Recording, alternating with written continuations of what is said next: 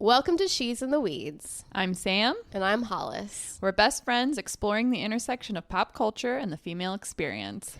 Be sure to follow us on socials and subscribe to the podcast so you never miss an episode. And if you love us, give us that 5-star review. Nailed it. I think it's fine. 1, 2, 3, 4. Hello. Hey, we're back. How are you? I'm good. I haven't seen you for a while. I know. It feels like it's been years. Like, what have we been doing with our lives? Oh my gosh. I mean, just living it up, apparently. Well, I chaperoned my first field trip. Ooh. Yes. That's exciting. Yes. It was this farm, and it was set up almost like it's a working cattle farm. Oh, wow. But it was almost like the fair or like Connor Prairie too. You know what I mean? Like they had all of these, like the fire department was there doing like fire safety stuff. The police department was there. They had like a blacksmith making horseshoes. Oh, that's cool. Yeah. I mean, it was hay rides. It was a whole production. So they have lots of people, like every elementary school was there doing a field trip.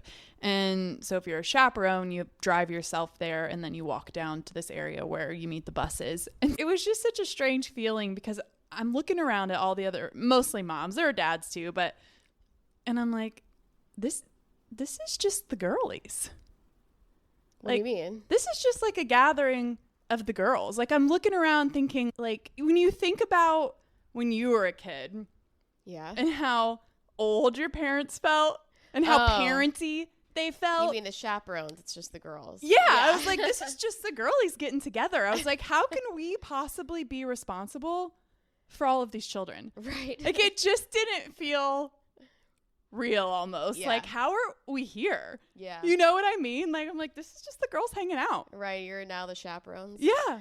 Just the girls hanging out watching 105 children. Right. I know. It was just a funny moment. I'm just looking around at all of these women who are mostly my age, some a little younger, some a little older, and just standing around with their claw clips and their leggings, like talking. You know what I Stanley mean? Cups. Standing around in circles, talking, chatting. And I'm like, Yeah. it just felt like, you know how you just like perpetually feel 28 in your head or whatever it is? And I'm like, I've reached the point in life where I am now the chaperone on a field trip, and it just didn't feel possible. And I'm looking around at all the other moms thinking like, no, we're just the girlies hanging out, talking. Like, how can we possibly be the moms? Yeah, I know. That is crazy. And then of course I did the thing where then there was a group of moms next to me that were also from the same school because we had our like gear on, and I was like, oh, these are moms that their kids go to my school. Now there were multiple grades there, so I don't know if they were kindergarten moms, but they were talking, and then I kind of see this girl like look over, and then she starts like whispering, and then I do the thing where I'm like, oh my god, they're talking about me. Are they talking about me?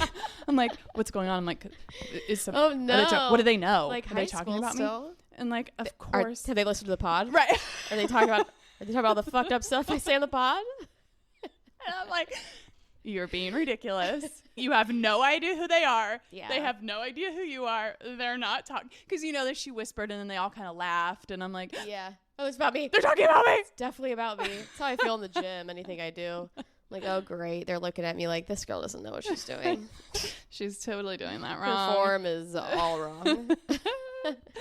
No, Anyway. that is, I was talking to my guy about this at one point because he was like, yeah, you know, it's kind of weird. You think now I'm the age that like my parents were when I was, you know, this memory, or putting it in perspective. Right. Is talking with his sister about it.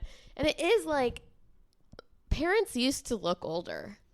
I feel like I know. You know what I mean? Like, but Yeah. I feel like, and I wonder sometimes, like, is it relativity? I know. Or did that generation, like, moms used to look Like moms. yeah, and like there was, and now moms are hot still. Yeah. And I don't know if that's because I don't think moms are younger. I think moms are actually They're older. Well, that was the other thing that I was thinking about too while I was at the field trip, because when I was thinking about what it felt like when I was a kid to have the mom chaperones on the field trip, I was thinking, and at the age that my oldest is now, if my mom had chaperoned a field trip, she also would have been like 8 years younger than I am in this moment. And I'm still looking around at these women who are mostly my age, because we are kind of waiting till later to have kids, thinking it's a gaggle of girls. Yeah, I know. We're all just teen parents out here. Right. But you're not. You just like feel young and look young. And it makes me wonder too, like, are we just taking better care of ourselves so we look younger? Or is it relative? Or is it relative? Or are we doing what we talk about a lot on this pod, where we are just like way more obsessed with looking a certain way than a generation even before was? I know. I don't know. It's know. probably a combination of all those things. But I will say, this is, I think, one of the funnier memes that's gone around recently, but it's a photograph of the Cheers cast. Yeah. Have you seen that? No. So it's, if you don't remember, Cheers was a show that was on in the late 80s, early 90s, Everybody maybe knows even early 80s. I think everybody in our audience knows what Cheers is. Probably. But we haven't tapped into the Gen Z audience yet. You never know. I'm pretending like we have.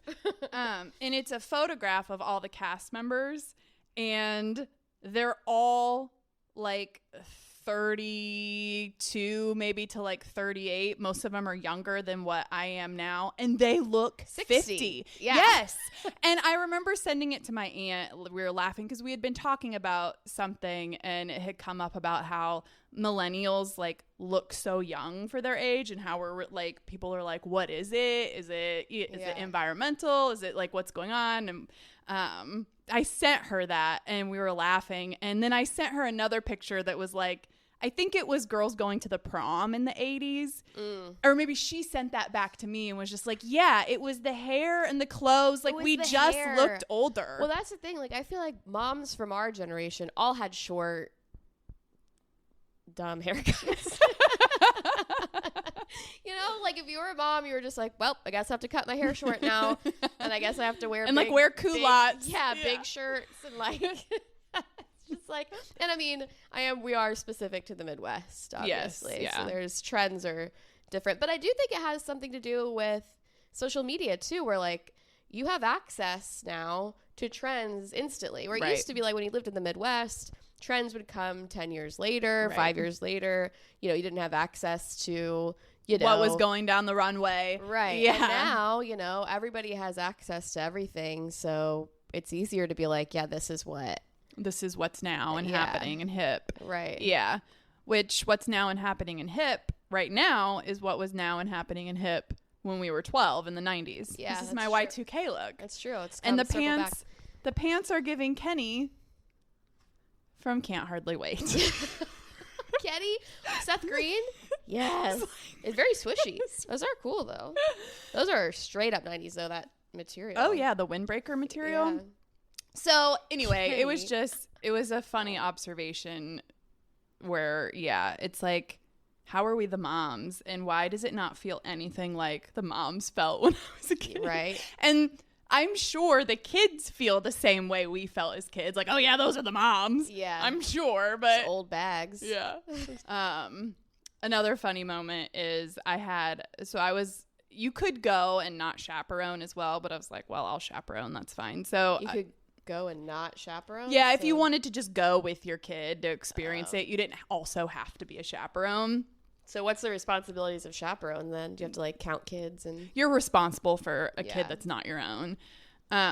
So it was just my daughter and another girl. So I just had one other little girl. But at one point, my daughter was, as she does, getting up to some bullshit and was doing something. And, you know, as parents, we all have our empty threats that we use all the time. Yeah. And so she was doing whatever. And I was like, listen, I go, you got to stop. And you have to listen to me. I go, or we will leave. And then the other little girl goes, I don't want to leave. I was like, no, not you. Dude, yeah. Not you can stay. Yeah. And then I'm like, okay, clearly that one's not going to work today. To come up with something I don't want to leave. She goes home. She's like, this mom is threatening us a lot. She's like, yes, that's what moms do. That's right. So anyway, but it was a fun field trip. We had a good day. It was a really cool spot. Was it Petrie Farm? No. What was it? I feel like we went Peden Farm. Peden Farm. Is that where it was? Yeah. Yeah, I remember Peden Farm. Went a couple times when I was younger. Yeah, it's sort of out near Ellettsville, but yeah, it was nice to know it's still the spot. It's still the spot. And when I pulled up, I couldn't believe I was like, there are so many people here. And I got out of the car and I started to walk down towards where everyone was going. And this guy pulled up. They had like golf carts and stuff. Pulled up and he's like, you want to ride down? And I was like, sure. And I was like, I can't. It's so busy. I'm surprised. And he goes, oh, yeah, we had 4,000 people in and out of here yesterday. It was even busy. I mean, it's a big deal. That's crazy. I don't really, my memory, I have no like visual memory of what it looks like or how big it was when we went. But it was like the fair. I mean, they had a big barn that was like going into a barn at the fair. I mean, they had quilt makers, tables with like taxidermy. Wow. I mean, all That's kinds. cool. Yeah, it was nice. Really neat. So it was a good day. But yeah, it was kind of a funny, surreal moment. Yeah. It was like, okay, my life has come full I circle. I'm the chaperone. I'm the chaperone now. Well, that's cool. Yeah. What have I been doing? Not much. Went to beautiful Fort Wayne this Lovely. week. Took a long weekend, which, oh man, I wish 3-day weekends were just, Well, they should be. Yeah. Should be a 4-day work week. Who? Yeah. Can we please Oh, I know. I get would the lobby. Democrats back in office? Somebody needs to lobby for the so we can get that. 4-day work week. I would gladly do that. Bernie would have done that for us, I think. Oh, 100%. But yeah, I took a 4-day weekend. Oh man, it was just fabulous. It's just so nice having extra days to like Not work. yeah. That's wonderful. Fort Wayne was cool. Never been. I mean, it was fine. I was expecting something dumpier than it was, but it was fine. We went and saw a concert. Father John Misty. Not really for me. He was a weird guy. But what was weird. A little too fathery for me. What was weird is he has a ton of female fans. I'm gonna have to do a little research into him because like his vibe to me was very off-putting. Yeah. Very like he plays with the band and it was great. He has these songs where he plays guitar. He has a good band. Like those are kind of folksy songs. Like those are cool. And then he just like got on the microphone and was just like walking around like schmoozing. He had like his hand on his hip in a way that I really didn't care for. Like his body language was ick to me. Just like very unsettling. Yeah. And like he had all these like females in the audience that were just like, yes. Like, and he had this one song that I feel a little bad. It was from a women's perspective, which I didn't catch on to that till like halfway through. So first I was just like, what the fuck is this guy talking about? It was about, you know, a woman's plight of suffering through misogyny. Okay. And it sounded misogynistic because I thought it was coming from his perspective, but it wasn't. It was from the woman. So at first I was like, this guy needs to figure out. How did you figure it out? Like you just did, or was there like a... My boyfriend was like, oh, is it from the female's perspective? And I was like, oh, okay, I'm being a hater. Sorry. All these women loved it. But it was, I just didn't like his I mean, his is it style. giving Justin Baldoni like he's a fraud? Kind of. Yeah, or it's just like, I don't need this entitled white dude to be like, I mean, I guess, I don't know. I guess we do need men. We've said that. We need men on, and it's great to have an ally. Yeah. But it also just felt like a little preachy to me in a way that I was just like, I don't think you're right. It's so hard to know. Yeah. Yeah. No, I hear what you're saying. And it's so hard to know if something's authentic. Yeah. Because I think we sometimes feel that way when we're talking about like racial issues or LGBTQ issues where we want to be allies, and like I think we sometimes worry about how we're coming off. Yeah. You know? So, yeah, it's like, are we being too judgmental of this guy? Right. And like, or is it bullshit? Yeah. How do you know? He just came off smarmy. Smarmy's a good word. And it's not like I don't appreciate, you know, men stepping up and having a voice and, you know, speaking up for women. Because we do need that. That's great. Yeah. His approach to me was a little off-putting. It didn't come off genuine. Yeah. Yeah. Yeah. Yeah. So, I don't know. I'll give him another chance. I haven't really listened to many of his lyrics, you know, some of those songs. So maybe, I would be more interested in like his background. Yeah. Is he married? I should have done some research. I didn't. Like, what kind of women does he have in his life? Does he have daughters? Yeah. You know what I mean? That kind of thing. He has a reputation for being an asshole from what I've heard. Okay, well, that's not helping his cause. But, you know, I don't know. That's all hearsay. Right. But, like... Let me see this guy.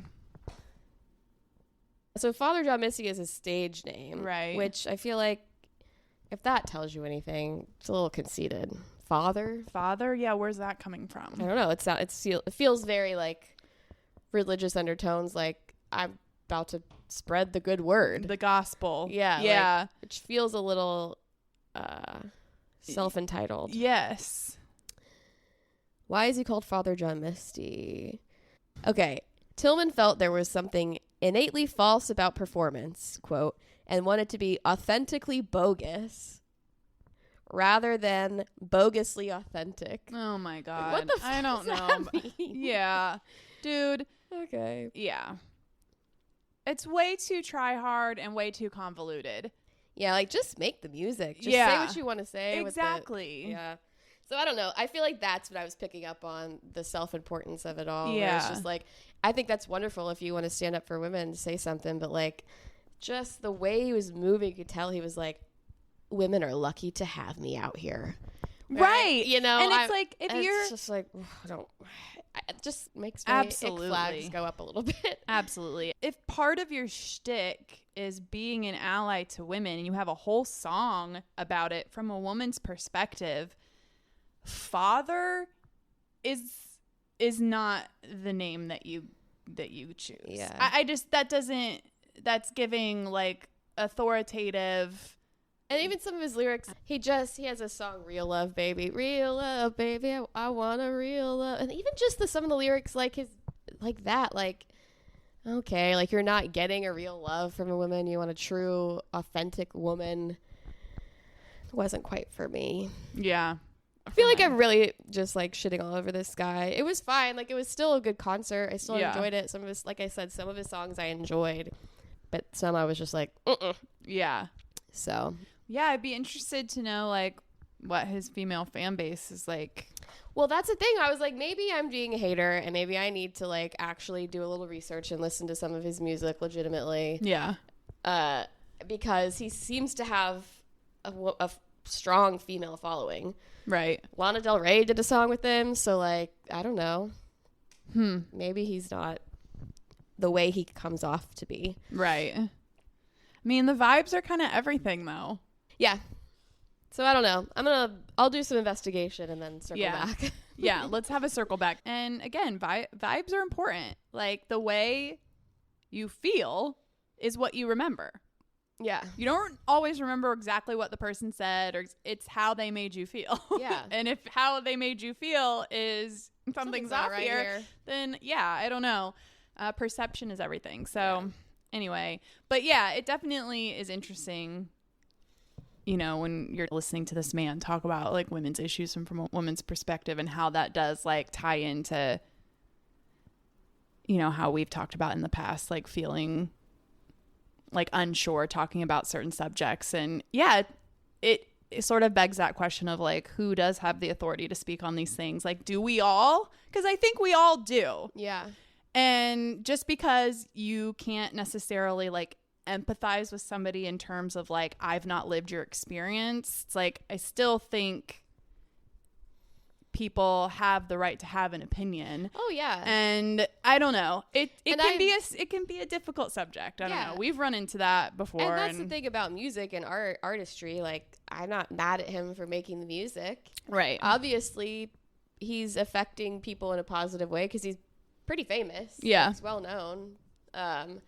And, you know, just because it rubbed me the wrong way doesn't mean it's going to rub everybody the wrong way. And if that's his truth, he should speak his truth and make his music. And we're all just going to have our opinions. And that's the point. Yeah. So, and I guess like my point from that is like, do we feel like men have the authority to speak that way? And I think they do. Yeah, I think everyone does. I think to that's an extent. Yeah, I think that's what we need. I think we just have to like also be careful and critical of it. Yeah, you know, like in what way are they helping or are they hurting when they're doing so? Right. You know, and that's what I wonder. And that's what is so hard to And I think it's hard to sometimes know that as the person on the receiving end of the information, but then it's also hard to know that on the end of the person who is giving the opinion and trying to be the ally. And it's like, Right. The waters can get muddied. It's just for a tough one. It really is. Yeah. I don't know the answer. Yeah, I don't either.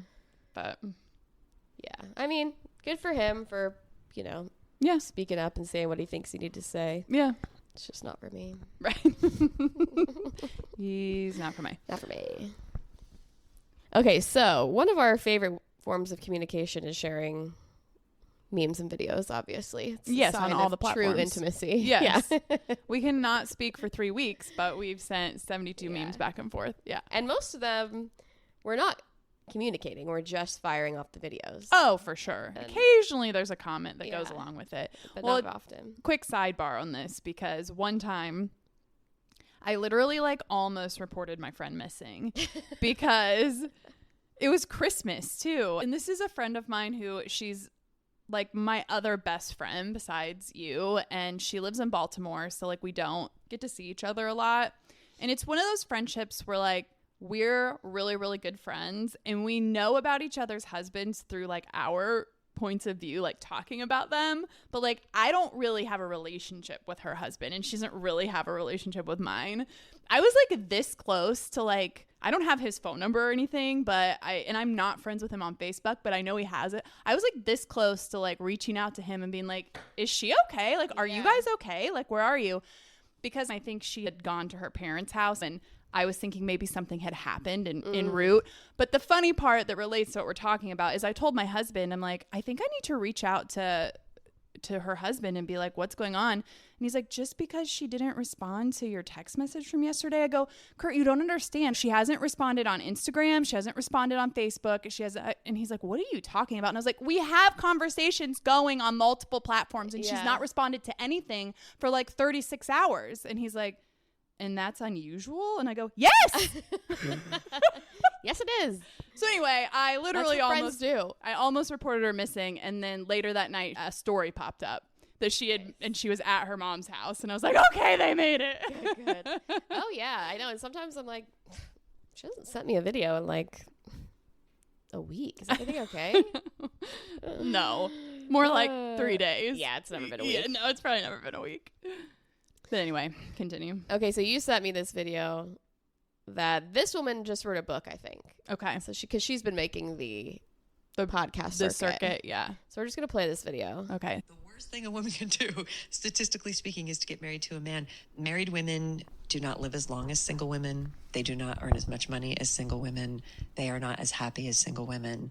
They are more likely to suffer from addiction than single women. They are more likely to commit suicide than single women. They are more likely to die of homicide than single women. They report themselves in every single way that you can measure sociological data for wellness as being less contented than single women. Conversely, married men, on the other hand, married to women, outperform single men by such a measure that it is perhaps the healthiest thing that a man can do is to get a woman to marry him. Married men live longer, they're healthier, they make more money, they advance more in their careers, they're more creative, they're less likely to commit suicide, they're less likely to die of homicide, they're less likely to die in car accidents. In every single possible way, the best thing a man can do is to get married to a woman. The worst thing a woman can do, statistically speaking, is to get married to a man, because what happens is it's called the marriage benefit imbalance. Those imbalances are exactly equal, meaning the percentage of herself that a woman gives to a man, she loses and he gains. So she's literally giving her life to him. So, a lot there. And we've talked about this statistic before, just mentioned it. So that was Elizabeth Gilbert, who's an author. She wrote Eat, Pray, Love. Okay. And some other books, Big Magic, City of Girls. I have not read anything she's written. Have you? No, Me either. I'd be interested to read some of her books. I'm not sure what this new book is about. We should probably look into that before we start talking about it. But okay, so should we look into it? Probably.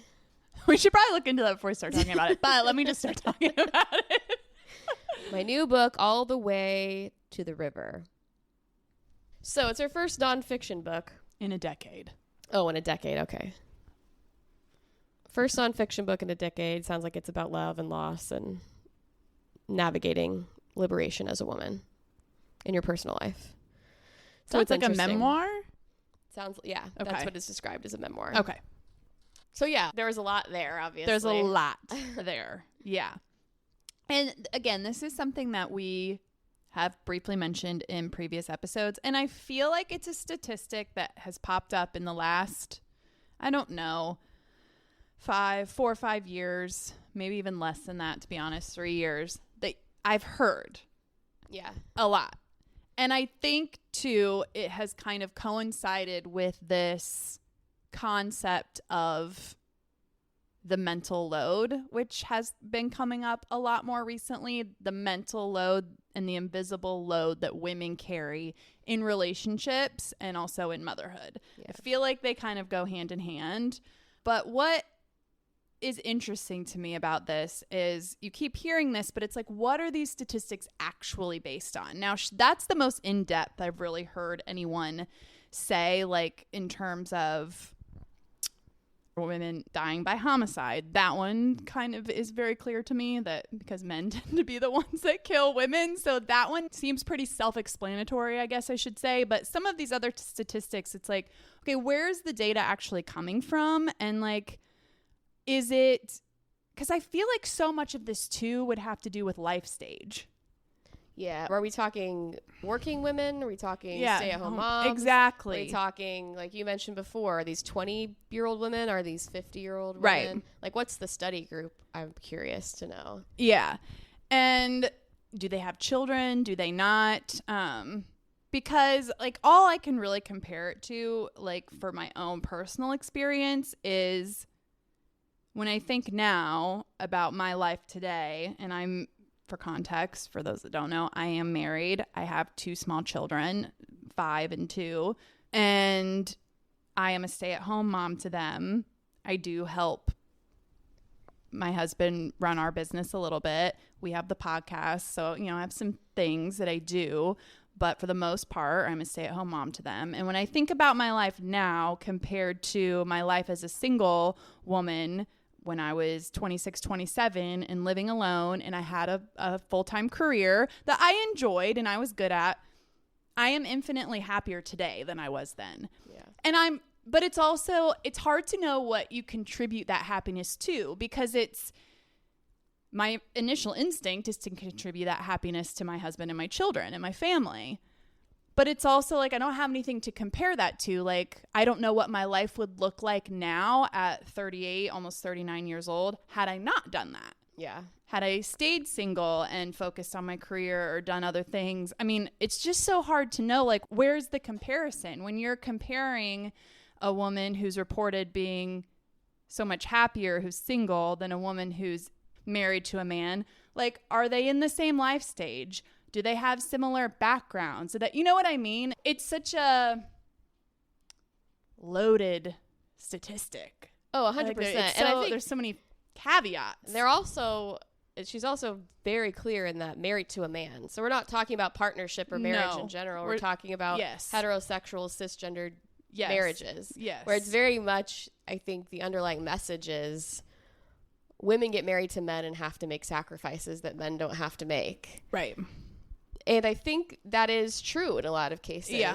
But I don't think that's always the case with marriage. No, I don't think it does. But there's no absolutes. Yeah, it does beg the question, like, what exactly are the details is it of these relationships that's the outcome? Yes. And are these all varying situations? So, like, that's where it's like, yeah, statistically speaking, no matter what, right, that's going to be the outcome for the woman? Or is it like, no, all these women had very similar experiences where they quit their jobs, they're raising a family, right? The man is going out, potentially living this wonderful life. I feel like that's the thing. It's assuming a lot. It's assuming a lot, and it's also, it sort of goes back to the whole like correlation versus causation, where it's like, okay, we see a correlation here where women who are single are reportedly happier than women who are married to men.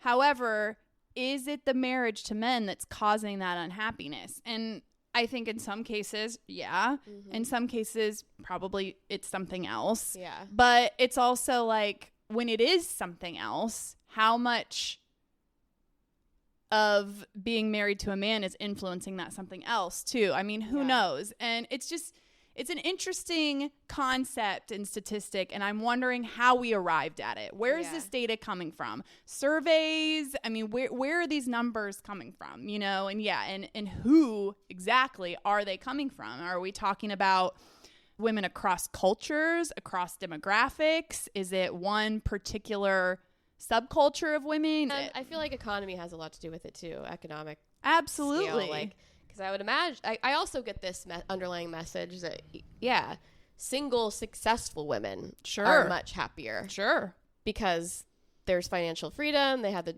choice to do what they want. But I think so much that comes with the financial freedom part. Like, yes, I are think these so educated too. women who have access to make more money? Yeah. And if they don't, then are they happier right on their own?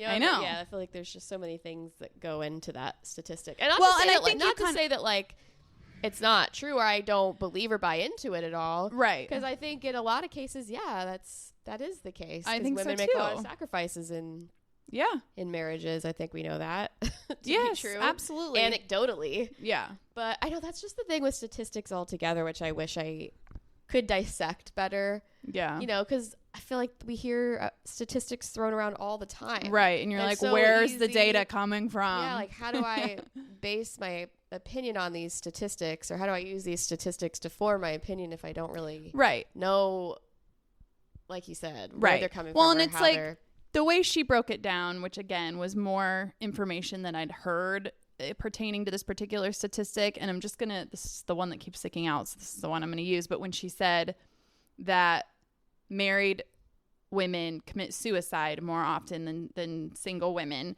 that is obviously something you could easily get a statistic on. When you look at all of the women over a certain span of time that have committed suicide and you say 75% of them were married to men, 25% of them were single. Okay, there's a statistic. However, what are the other factors of those women? Yeah. What conclusion are we really drawing from that? Exactly. You know, like, what does that mean? Does it mean that it was the marriage? Exactly. No, not necessarily. But it's also not to be discounted. Not to be ignored. Yeah. Exactly. I agree. And I think you kind of hit the nail on the head with it too. I really think what it comes down to in terms of like contentedness and happiness is freedom. Yeah. Oh, for sure. When you reach a point in your life where you have freedom of choice and freedom to live your life the way you see fit, that would be the time I would think that people would report the most happiness or contentedness. And that, I feel like, is something that comes more with age and life stage. I do think, obviously, a single woman is always going to have more, and I'm doing air quotes, quote unquote, freedom than somebody who is essentially, I don't like to use this word, but burdened by a relationship and a family in a way where they have to factor those people into decisions that they make. Yeah. However, I also think there are just some people who, regardless of whether they're single or married, they'll never reach that stage of life. Yeah. Because there's too much adversity. They're facing too much adversity, whether they're single or married to a man. Yeah. It's so circumstantial that I'm so curious to know how that statistic came about. Well, why don't we research it and we'll talk about it on our next podcast. Yeah. We can circle back again. Another circle back. It's kind of our thing. That's what we should have called the podcast. Circle back. Circle back with Sam and Hollis. So, I don't know. Again, like most things, we haven't come to a full resolution. It's a really interesting statistic. And it is one that continues to pop up and pop up and pop up. So, well, maybe I shouldn't be trying to get married. I'm not the happiest I've ever been right now. Right. So, and right. I do feel like I would be happier if I was in like a partnership where I had more opportunity to do things with somebody, or more opportunity to go places and yeah. And I feel like it does kind of tie into the whole conversation we had in the Marriage is a Choice for Happiness episode, which we reference back to a lot. If you haven't listened to that, I highly recommend you do. Because there's another similar video of her basically saying the same thing, but it's a little bit different. And at one point she says, it's interesting to think that like the thing that we're all chasing as women could likely be the thing that's making us unhappy in the end. And, you know, in the reverse, I feel like you tend to have this idea that like, especially young men are like, oh, they're going to be bachelors and like, they're not ready to commit. And they want to like, when at the end of the day, like actually the healthiest thing for them to do would be to commit and find a woman and marry her, you know? And it's just this weird like juxtaposition where it's like, we're all chasing it. And is it actually making us unhappy and possibly killing us? And they're all trying to avoid it. Right. You know, there's this idea that they're trying to avoid it. And in reality, like it's the thing that's going to give them overall wellness and happiness. It's the thing, like that trope, they're always complaining about their wives and like, oh, my God, they're bringing me down. When really you're improving your life. Yeah, I know. And like that, what I was trying to say earlier, which I didn't really say very well, was that, I wonder if my skepticism, and not that I'm skeptical of that being true, but just my curiosity about more of the context, I think is because maybe it pokes a hole in this belief that I have for myself that I would be happier with a partner. Right. That I'm seeking out a partner in a relationship because I really do think I would be happier. Right. And is that a fallacy that I've been sold my whole life that I've just held on to? Yes, probably. And then now there's data to say like, that, hey, maybe it is. You probably should just be single. Like, right. There's nothing wrong with that. You might even be happier. Yeah. And then similarly, you know, I'm thinking to myself, like, am I just being biased because that's what I chose and that's what I did? So, like, am I just, like, refusing to... And I'm not sitting here refusing to believe that I could possibly be happier. Yeah. But it's hard for me to conceptualize that. Yeah. Because I've been that girl. Yeah. And again, like I said, it was a totally different stage of life. And I was doing totally different things. I mean... There were aspects of happiness, sure. I had freedom to like do what I wanted to do. I didn't have to take care of my kids, you know. But when I think about my life now, I would so much rather get up every day to my children's faces and like, I don't know. I'm just, there's almost no comparison to how much happier I am today in my life than I was then. And I've been very fortunate and I know that. And so that plays a role too. You know, if I was not as fortunate and I was saddled with 2 or 3 kids with a lot less means than I have, I don't know. Yeah. See, I feel like that's such a big component of it. Yeah.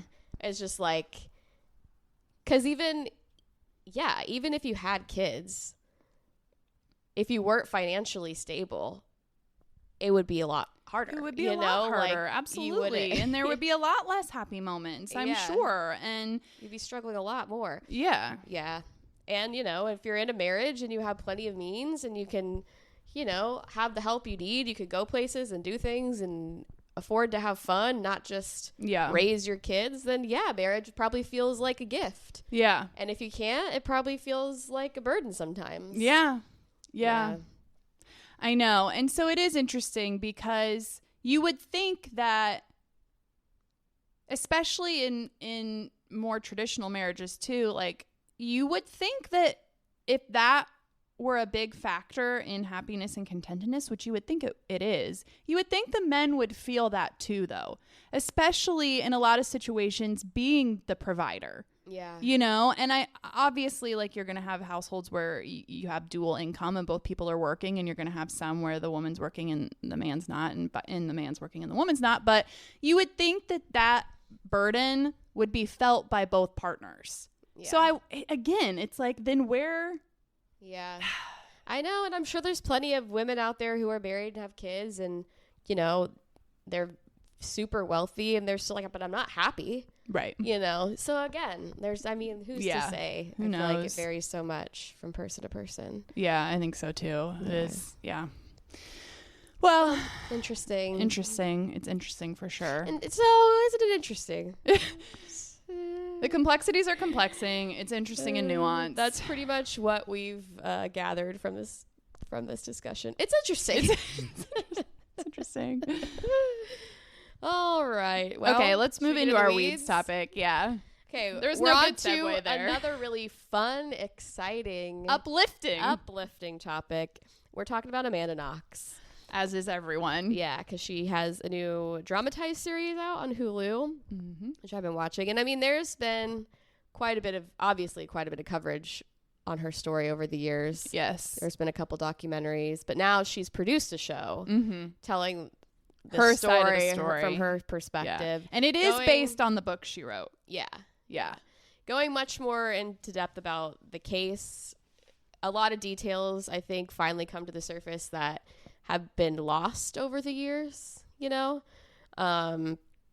Things that got misconstrued, and she dives in deeper, especially in the book. I haven't finished the series. I still think I haven't watched the last episode, about confronting the prosecutor of her case. Yeah, that was such an interesting spin, and I think that's probably comes from her book, which I haven't read, but which she actually did against the advice of pretty much everyone in her family.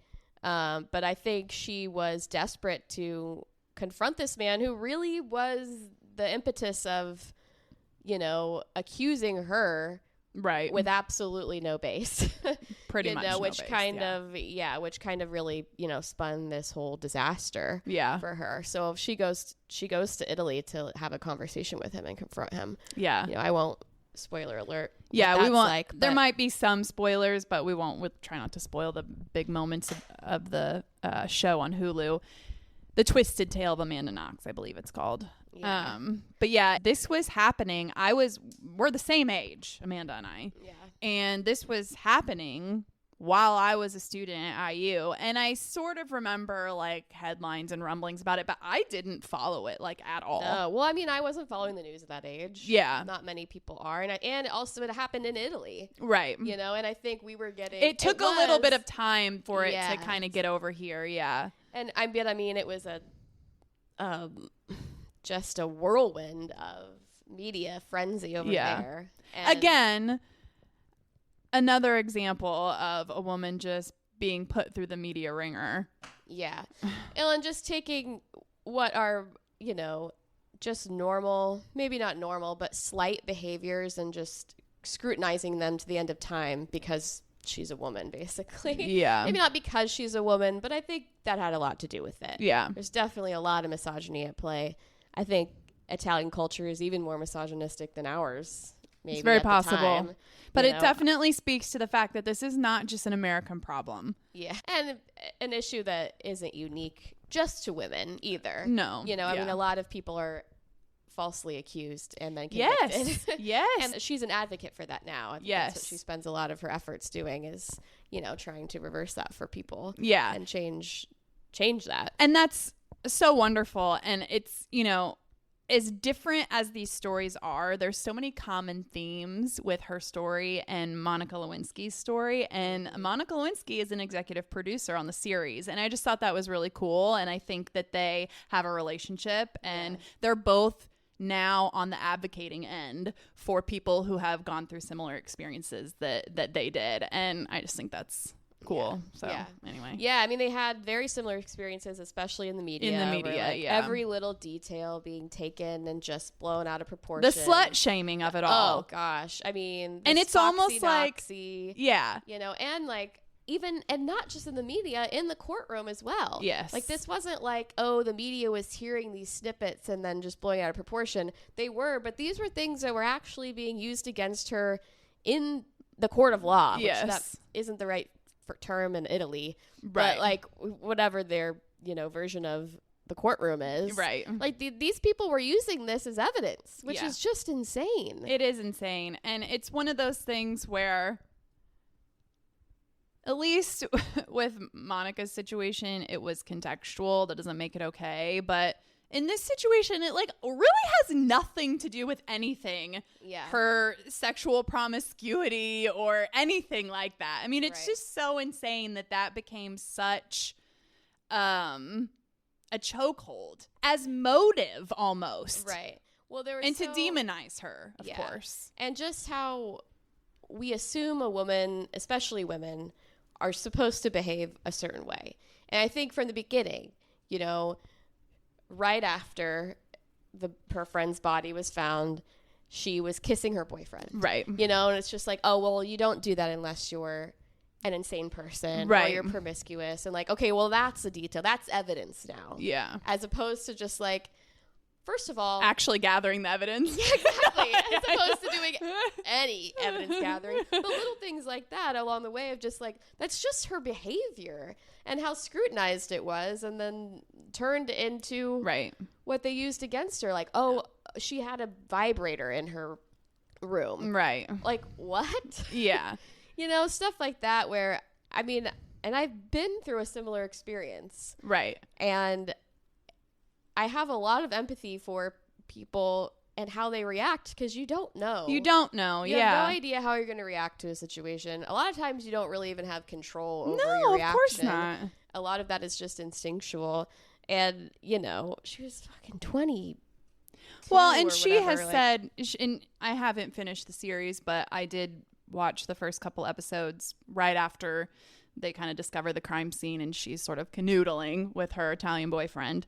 And she was talking on the podcast. She's like, at that point in time, too, I was not thinking I was a suspect. And the way they're demonizing the behavior later as if she's the person who did it, she's like, I was just, yeah, you're in shock, but you're also like, I had no idea that I was going to be the target of this investigation, or that anyone would, you know, was paying attention to me at all. Was even paying attention to me at all. Exactly. Yeah.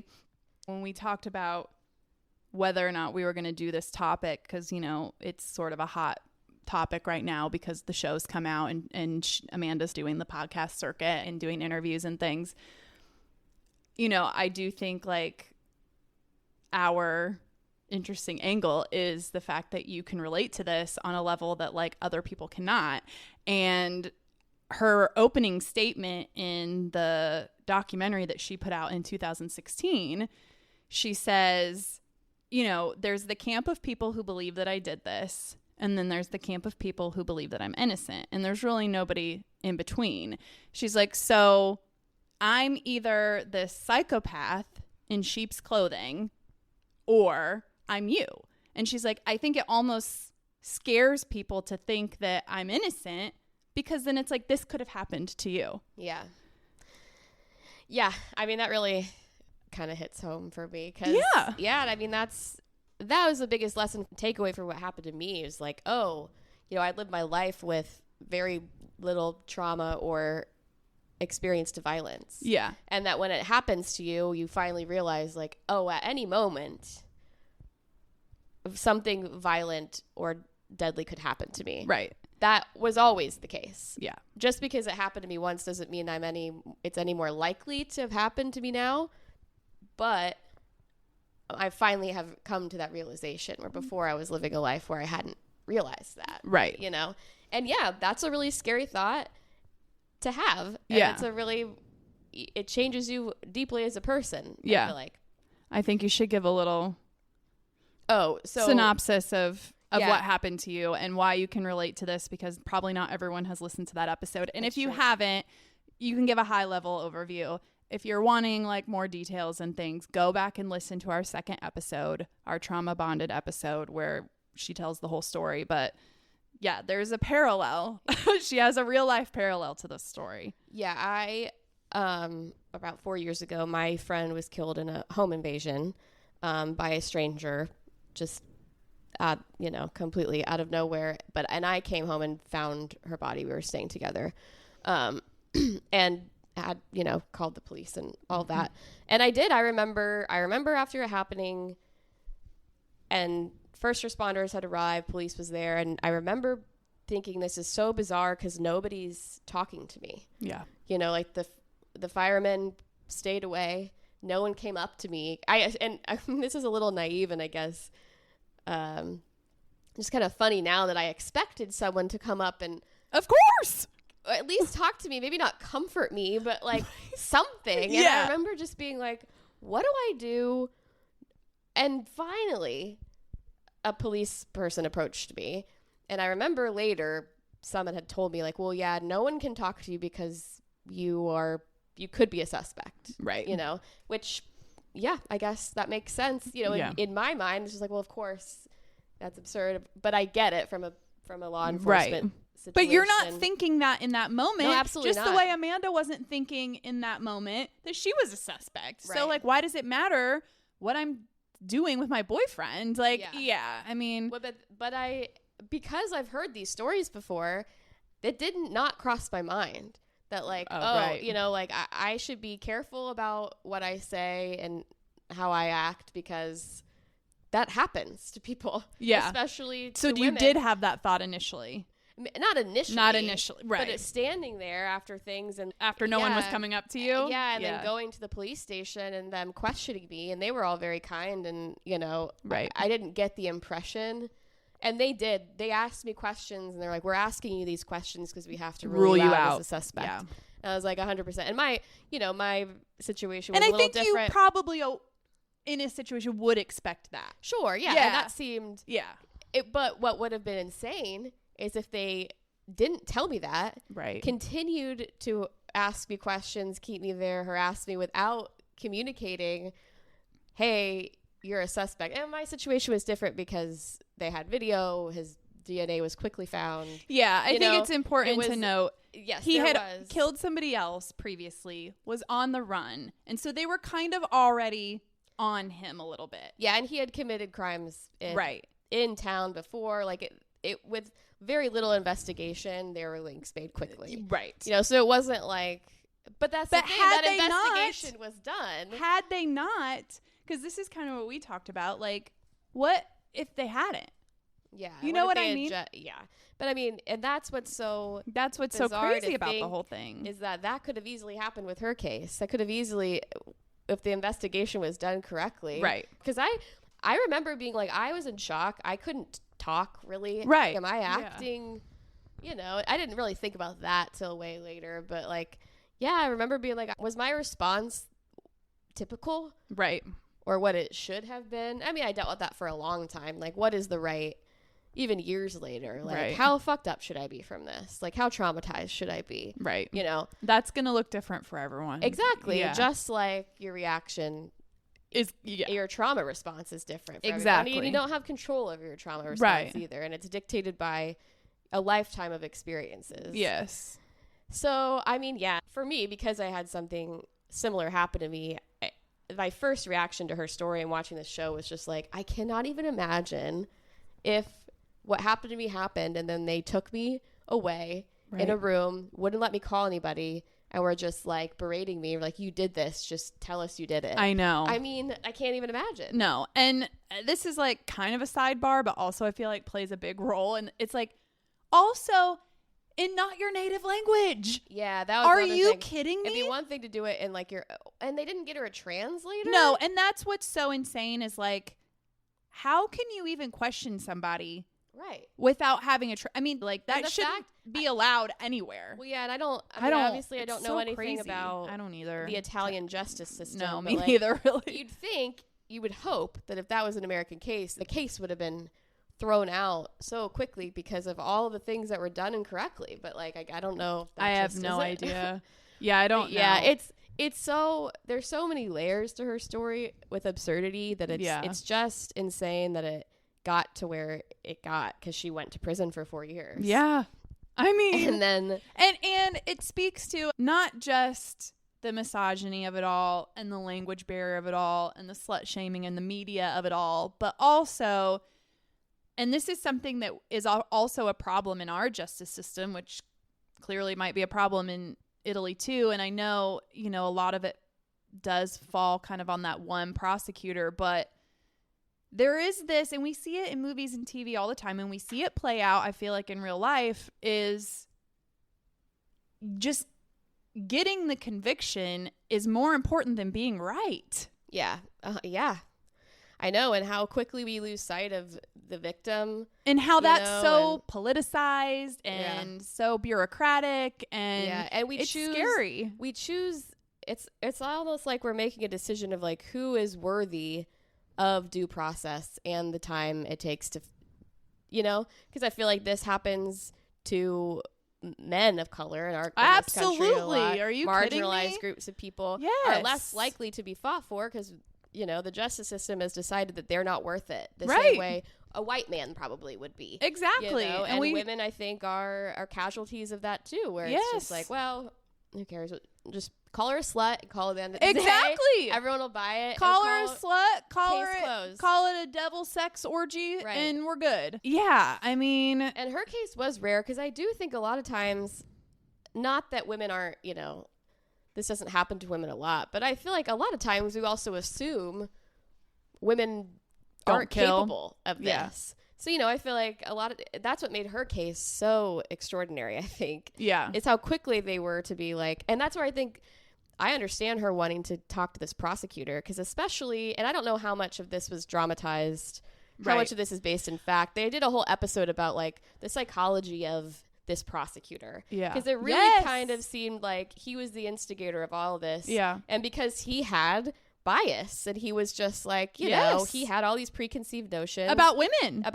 Yeah. And Yeah. also about detective work and Right. investigative work. And he had this kind of, and again, we don't know how much of this is drama but he had this sort of romanticized philosophy about being an investigator too. And like, you know, Well, and he also did the opposite of what you were supposed to do, which is he had a theory and then was trying to prove his theory right. with evidence, as opposed to collecting evidence to get your theory.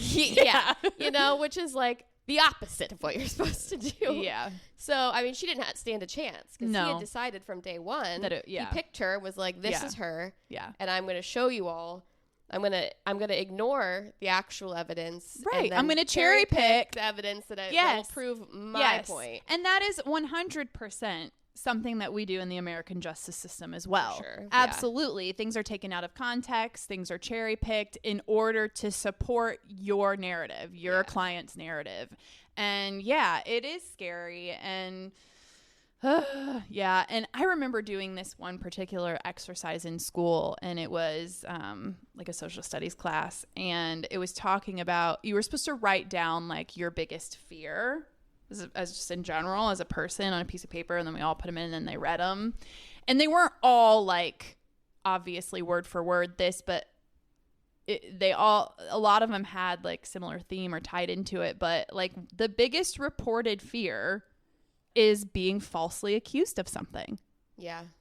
Like that's like what most people are most afraid of, is like being falsely accused of something and not being able to prove otherwise. Yeah, because it really feels like once it's done, there's no recourse for you. No, and things like this affect people's lives even once they are rectified, if they are. Yeah.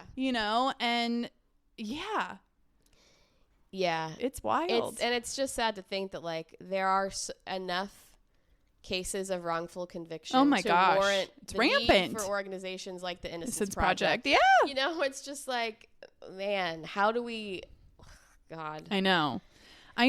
And unfortunately, so much of that does stem from misogyny and racial bias, and it's scary. It is. And another thing that I thought was interesting for our word of the day is that prosecutor saying that only a woman would cover another woman's body. Yeah. They said that in the series and in the documentaries, talking about how her body was covered after she'd been killed. And like, men don't care about that, wouldn't do that. Only a woman would cover her body. And I'm like, okay, I don't, like, what does that even mean? And it ain't true, because the guy who killed your friend covered her body. So that's like, where does that even come from? Like, I think that has more to do probably with maybe shame and like not like what is gendered about that. Well, again, that's just, he just made that up to prove his point. Yeah. Just like, I'll say anything to prove my point. Right. Or what he thinks prove my point. And the thing that's so crazy to me about that is like how many women on his team were just like, yep. Oh, I know. That surprised me in politics too. Like how many women voted for Trump? Where it's just like, what? Because misogyny, none of us are void of it. I know. I know. It was just such a strange thing. When he said that, it was just like, what? Like, And yeah, I mean, I think it's something he just pulled out of his ass and said. And that's just like an anecdotal behavior thing where it's like, oh, I make assumptions about how all women behave. Yeah. Like, women are kind, and It's also so like contradictory to like demonizing this woman as a killer, but she's a woman, so she's kind enough to cover the body, but she's a psychopathic killer who killed this girl with no motive whatsoever. I mean, the whole case is just a real trip. I mean, it's incredible that she's, you know, like we said with Monica Lewinsky, it's incredible that she's found. There's so many parallels. It's really and doing well. But now she's getting into stand-up. Oh, interesting. Which, I know, and I've seen some people remark on that too, which I'm like, man, like other stand-ups calling her out, just being like, just let the girl fucking do some stand-up. Like, my God. Oh, people are like criticizing her for it because she talks about, you know, obviously her personal experience, as all stand-up comedians do. Exactly. Like drawing from her own personal experience. Yeah. Oh, so I know. I just feel like, man, the girl's never gonna be able to catch a break. That's for sure. But I'll watch it. Yeah. Put out a Netflix special. I'll watch it. Oh, I'm sure the numbers would go crazy on Netflix. Yeah. Yeah. Well, it's been interesting to sort of revisit it because, again, like I didn't really follow it when it was happening. And I do remember the documentary in 2016 coming out and being like, oh, yeah, like I should watch this. And I didn't until recently. And that was good. I didn't quite finish it, and I have been watching the show. I haven't finished it yet either. But yeah, it was just, again, something we thought, well, should we talk about this? Everyone's probably talking about it. But then you just having that, being able to relate to it in a way that probably most people who are talking about it can't, I feel like made it. I feel like I didn't really have anything to say about it that had not already been said before. Right. But, so yeah, I don't know if my experience, like, you know, led to anything really novel or important that I said. But yeah. But when you see something like that and you have a personal experience and you can relate to it in that way and you can look back and think like, thank God.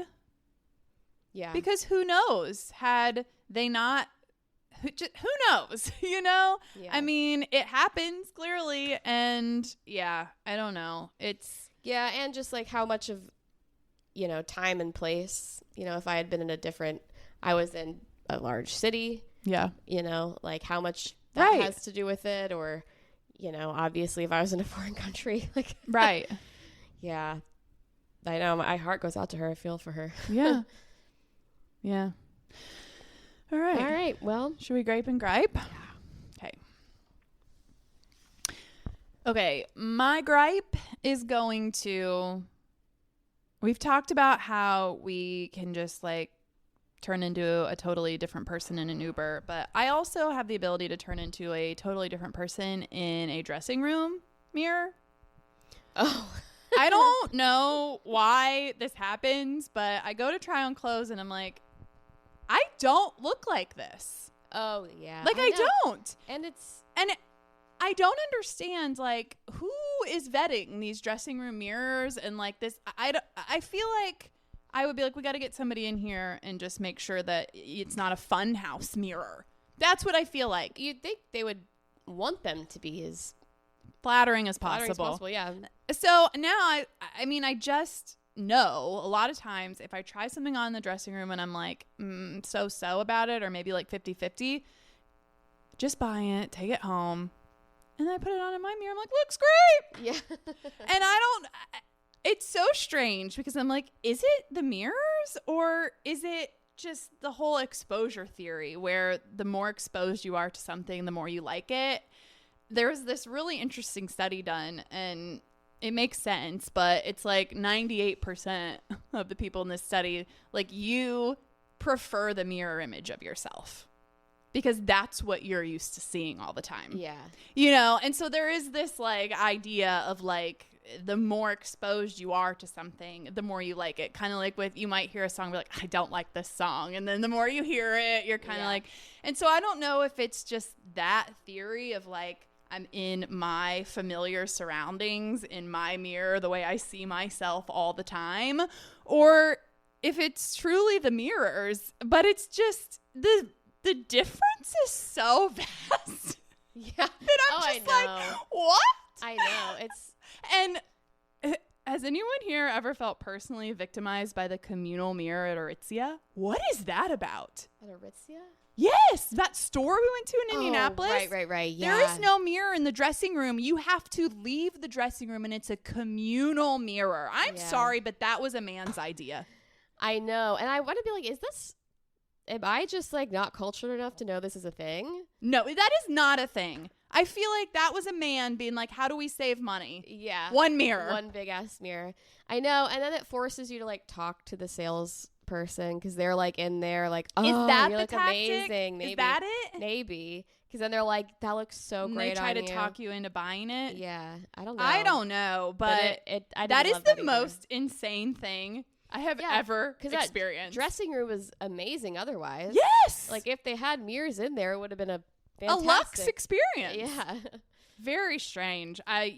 So anyway, I'm not sure what that's about, but Yeah. it's a real bummer. Yeah, I don't love it either. It is a bummer. Bumskis. My gripe goes out to the new Crew car wash on the east side. Oh no. They don't have vacuums. What? Well, so I guess they're gonna get them at some point. But I went through because I like pulled up. I had a coupon, and I was like, great. And I was looking around, and I was like, I wonder where the vacuum situation is. Maybe it's like once you get out, maybe you can't see it when you're pulling in. Yeah. So I asked, like once you go through and come out the other side. Yeah, maybe there's like another section you can't see. So I asked the attendant. I was like, where do we vacuum your car? He was like, oh, we don't have them. I was like, what? It was like, we're still waiting on permits. Oh, so they're going to get them. Well, they were like, we may or may not get them depending on the permit. You need a special permit for a vacuum? I know. I was like, that's absurd. I was like, I wonder what the deal is with that. That really, because I was wondering, I was like, this place is not busy. There's never anybody here. They've been building it for what felt like the better part of the year. Yeah.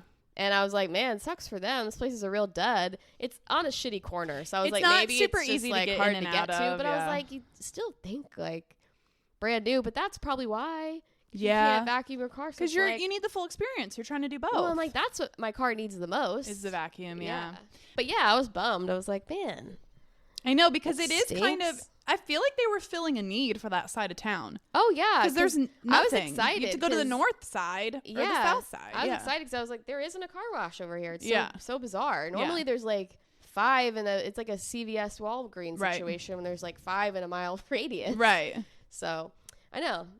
Well, maybe they'll get them. Maybe they won't. Yeah, hopefully. Yeah, they'll get their permit. I was at the South Side Kroger the other day, though, and went to get gas, and it said, do you want a car wash? I'm like, what? There's no car wash here. And the woman across from me, and I go, do I want a car wash? And she goes, I know. What's going on? I'm like, I have no idea. I'm like, what happens if you say yes? She goes, is it for that one? Because there is a car wash next door, but it's been there forever. And maybe they have never some asked deal. You. Maybe, but like you would think it would say at Wash World then. Yeah. Because like it's not clear. That seems complicated. And like strange. that seems one of those things that like you're like, oh yeah, sure, it doesn't work. Oh, absolutely. You go over there and they'd be like, oh yeah, I would definitely not trust that. Would be a separate gripe altogether. Oh, absolutely. So anyway, before we get into the gripe, I do just need to gripe myself really quickly. Oh, okay. I did make a really lame dad joke at the field trip. Oh, let's hear it. So we went up to the table where the police officers were, and they were giving out like sheriff stickers and little goodies or whatever. And girls also had we had just been to the fire department stand before that, so they had their plastic fire department helmets on. Nice. And then we went to the police table, and they were getting their stickers and their cups and their pencils. And I was like, oh man, you girls are really doing your part with your helmets and getting your badges. And they were like, oh yeah. And then they kind of laughed. And then I turned to the police officers working the table and I said, we're going to be needing a check from the county, I think. And I was like, Sam. Were they like, yeah. Pretty much. They didn't give you a brunch. That's funny. I was like, just shut up. I hate when I say stuff like that. I couldn't stop myself. Sometimes you just can't. I couldn't stop myself. Well, I'm proud of you that you said it. Because Anyway. then, if you didn't, you would have gotten in the car. You would have been like, damn, I should have Missed made an that opportunity. joke. Yeah. Really could have made that joke. God. I mean, they have to hear We'll be that expecting stuff all our the time. checks from the county. Okay. Okay, I'm trying to find Your grape? something for this grape. I just want to make sure. My grape this time goes out to the Ragtag Bunch, which is an Irish band in Fort Wayne. Oh, yes. They are incredible. So we went to this Irish pub for dinner, just randomly. We made a reservation at this restaurant we were going to go to. We go there, and it's clearly like live music is being played. And we're like, oh man, what is this music? There has to be live music. They take us around the corner to seat us right next to this guy playing guitar, just like super loud to sit there. We were like, I don't think we can do this. And then I realized that the bartender was like the only person waiting on this whole restaurant. We were like, this is going to be horrible. It was so loud. So we just left. We were like, this isn't it. This isn't going to work. I'm sure it would have been a great experience if it was a different night. But so I just randomly was like, all right, let's find some other place. I was like, Irish pub. Can't go wrong. Right. And it was one of the greatest experiences I love those times it was when it's the like best. So random and it just ends up being the best. I swear the plan, when you don't make plans, that's when it's always the most fun. Yeah. And we get there and it's you abandon the plan. Yeah. We made the plan, but then we abandoned the plan. We show up at this Irish pub. It's beautiful. It's like all their like seats in the bar have been shipped in from Ireland. It's like owned by Irish guys. Very authentic. I think there's a big Irish community in Fort Wayne. That would make sense because there's a couple Irish bands that when I was trying to find who these guys were. So anyways, we're sitting at the bar. We're really enjoying it, just the ambiance of the place. And we could hear there's a band playing in like the next room. And then they come out, this like 15-piece band. It's like 15 guys, one gal. And they just start singing these Irish songs. They all have fantastic voices. They can all sing like crazy. You could tell they're all like trained singers. They were so good. They had the whole place going. Like, it was just so fun. Yeah.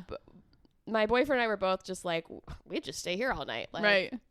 It felt like a free show. Yeah. They had been together for like 6 years. They're like, we can't believe we're still playing. Like, we kind of just put it together randomly. And okay, say it again. Ragtag Bunch? The Ragtag Bunch. Interesting. Well, I'll have to check it out. I know I love you sent me that text. You're like, I feel like Rose and Jack in the... I feel like I'm in the steerage party of Titanic. freaking Titanic right now. I was like, I can't really tell my boyfriend that reference because I don't think he would get it, but it was awesome. Nice. Yeah, it was so fun. So if you ever get a chance to see the Ragtag Bunch, they describe themselves as a ragtag bunch of drunks with a singing problem. Because, they were all drinking the whole time. Yeah. All of them had beers and were just, like, belting out songs. It was so fun. Nice. So, big grape out to those guys. Okay. Good deal. I'll have to check it out. Okay, my grape is going to, just because I thought this was funny, because we talked about this, and we have a episode titled, I Will Not Respond to Hey. And we said that women are not out there texting hey or yo. I did watch Weapons, which is a horror movie that's been out. I'll save maybe my review for it for the next episode. But Julia Garner's in it. And there is a scene where she's like kind of getting re-involved with like an ex of hers. The whole thing starts with her sending a message that just says, hey. I was like, well, I guess we've been proven wrong. Yes. Julia Garner just texts, hey. Hey. And and it worked. It worked. Well, so, hey. Well, hey. Dang it, Julia. You know. Well, all right.